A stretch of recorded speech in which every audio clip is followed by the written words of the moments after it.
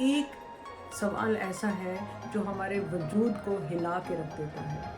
एक बहुत सुंदर शब्द है, इसकी 2 लाइनें हैं। जिंद मेरी ये मिट्टी दी ढेरी ये, एक कदे में चलना। ये कहाँ जाना है?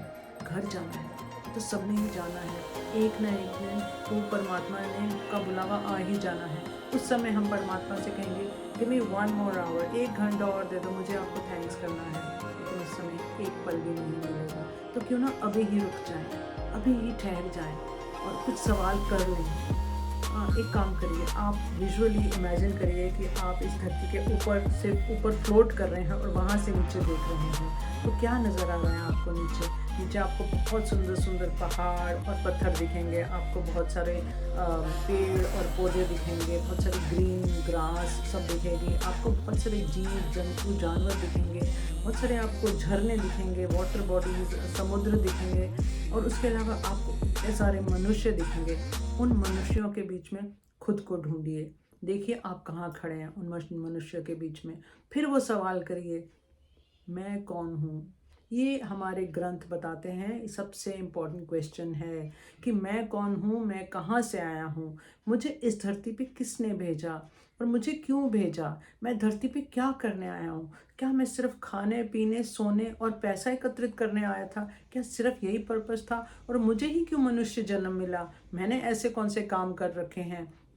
और ये जन्म क्या है और ये मरना क्या है और मुझे दुख क्यों है और हर एक इंसान के पास दुख क्यों है। और कोई कोई बहुत अच्छे इंसान है, उनके पास बहुत दुख है, और बहुत इंसान ऐसे भी हैं जो बहुत बुरे बुरे काम करते हैं लेकिन उनको तो कोई कुछ कहता ही नहीं है। तो इन सब सवालों के जवाब हमें कहाँ मिलेंगे? हमें ऑफ कोर्स परमात्मा से मिलेंगे। अब परमात्मा रहता कहाँ है? Let's go and visit him. तो उनका घर कहाँ है? परमात्मा कहाँ रहता है? क्या वो तीर्थों में है? क्या वो गुरुद्वारे में है? या फिर वो मंदिर में है? या फिर वो मस्जिद में या फिर चर्च में है? वहाँ तो सब जगह ढूंढ लिया, बहुत चक्कर काटे, बहुत भजन गाए, बहुत कुछ किया, बहुत आरती पूजा अर्चना करी, लेकिन वो तो मिला नहीं। भगवान तो मिला ही नहीं, कभी मेरे रूबरू नहीं हुआ मुझसे, उन्होंने कभी बात नहीं करी। तो फिर ग्रंथों के अंदर जाते हैं, ग्रंथों के भीतर ढूंढते हैं, पूछते हैं ग्रंथों से कि भगवान कहाँ मिलेंगे, वो परमात्मा कहाँ मिलेंगे। तो हमें बताया गया कि वो तो कण कण में है और वो मेरे भीतर हैं, और ये शरीर रूपी मंदिर मिला हुआ है, इसके अंदर परमात्मा वास करते हैं। और उनको फिर कैसे ढूंढा जाए?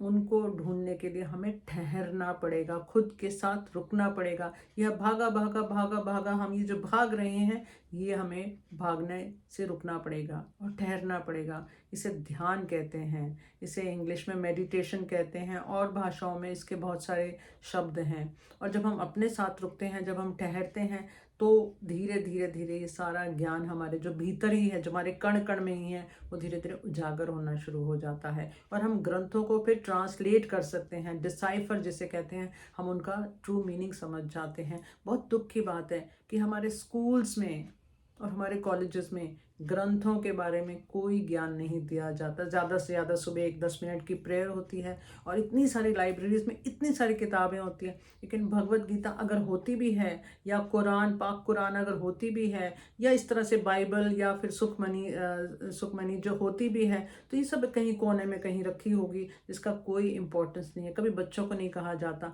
कि इनको खोलो, इनको पढ़ो, इनमें से ज्ञान लो। तो जब हम ये अपने ग्रंथों की तरफ जाएंगे तो हमें सच्चा ज्ञान मिलेगा।